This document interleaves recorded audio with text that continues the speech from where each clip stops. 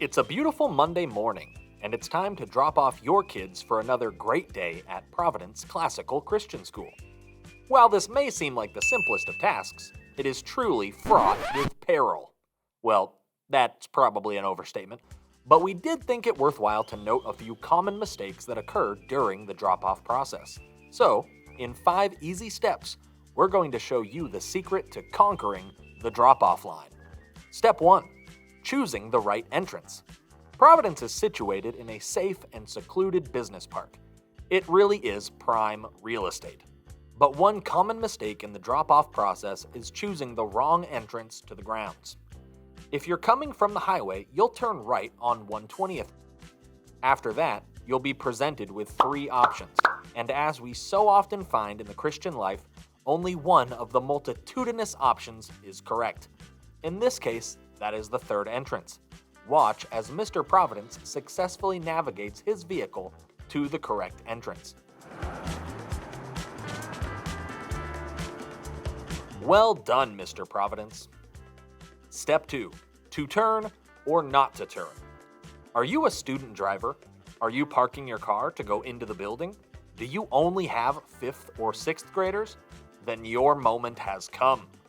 You will turn right just before you reach the main Providence building. Watch as Mr. Providence executes a safe and effective right-hand turn. Well done, sir.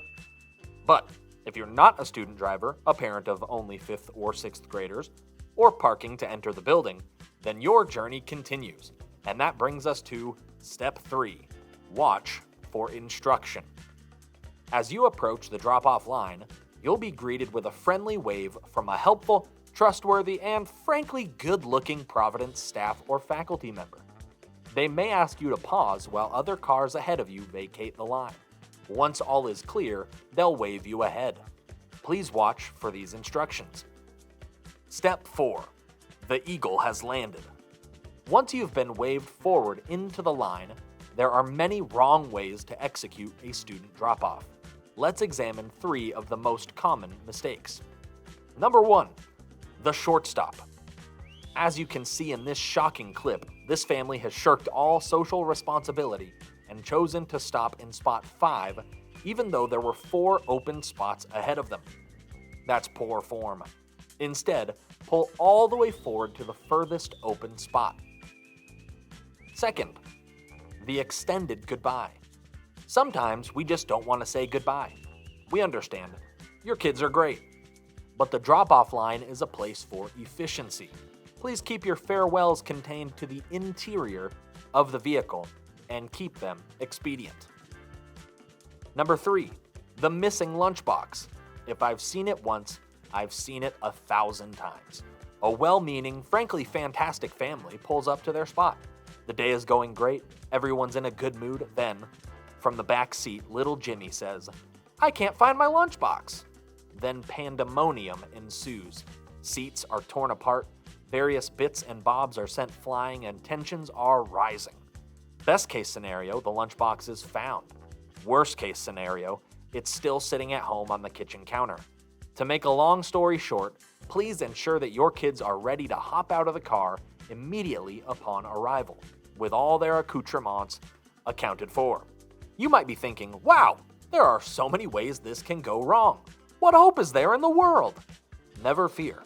There is indeed a right way to drop off the kids. Observe. Step 5. Smashing success. Mr. Providence is arriving.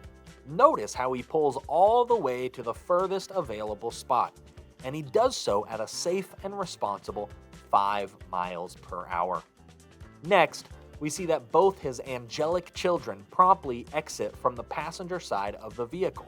What poise and style they have. They're truly model students.